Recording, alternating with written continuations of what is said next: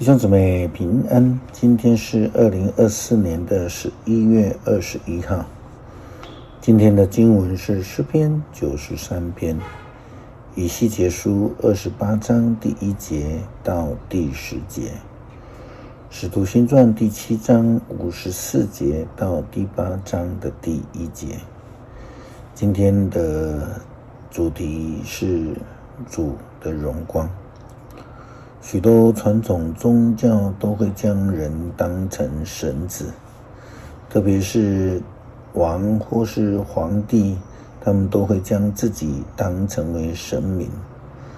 这与台湾的佛教思想非常的类似，认为人只要有好的行为就可以成佛。事实上，行为再好，人还是受造物，永远不会是创造者。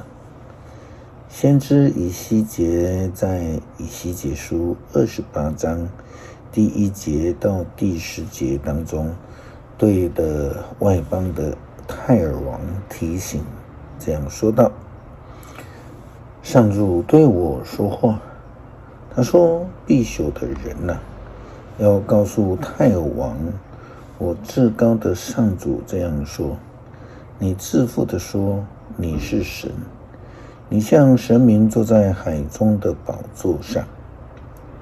虽然你自以为是神明，其实你是必朽的，不是神。你自认比达尼尔聪明，明白所有的奥秘。你运用聪明和技巧致富，宝库里累积了许多的金银，你懂得经商的秘诀，不断的增加财富。你为自己的财富骄傲，所以我至高的上主这样说，因为你自以为跟神明一样的聪明，我要带领恶的敌人来攻打你。你用聪明和技巧得来一切的美物，他们都要摧毁。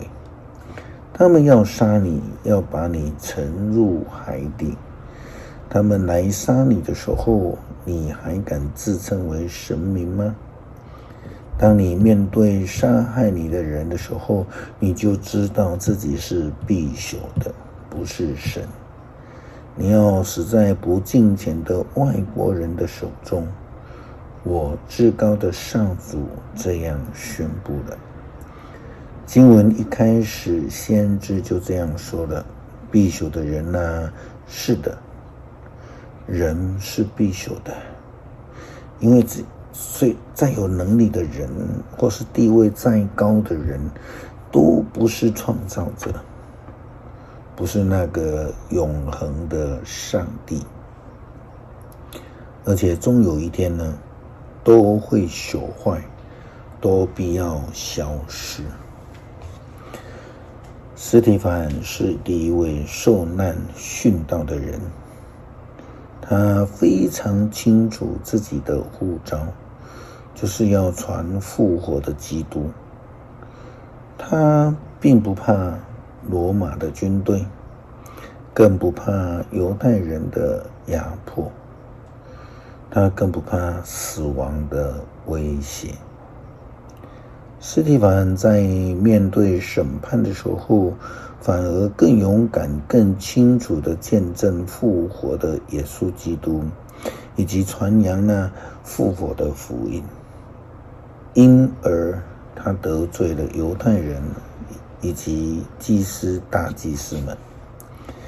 但是司提反却是在见证复活基督的时候，看见了上帝的荣光，因为他是被圣灵充满了。这一段经过记载在使徒行传第7章54节到第8章的第1节。经文这样记载：议会的议员听了司提反的一些话，非常恼怒，向他咬牙切齿。司提反被圣灵充满，举目望天，看见上帝的荣耀，又看见耶稣站在上帝的右边，就说：我看见天开了，人子站在上帝的右边。他们大声地喊叫，用手掩耳，又一拥上前，抓住司提反，把他推出城外，用石头打他。那些证人把自己的外衣交给了一个名叫扫罗的青年看管。司提反在石头纷纷的袭击之下，他向主呼求说：主耶稣啊，求你接纳我的灵魂。他又跪下来，他大声喊说：主啊，不要把这罪归给他们。说完这话，他就死了。第8章的第1节，从那一天开始，耶路撒冷的教会遭受极残酷的迫害。信徒以外，使徒以外，所有的信徒都分散到犹太和撒玛利亚各地去。诗篇93篇，上主掌权，他以威严为衣，上主以能力为腰带，大地坚立，不能动摇。上主啊，你的宝座自古坚立，从亘古你就存在。上主啊，深渊发出声音，洪流冲击怒吼。上主在高天统治，压倒了洪水的吼叫，胜过了海水的浪涛。上主啊，你的法则永恒，你的殿宇神圣，世事无穷。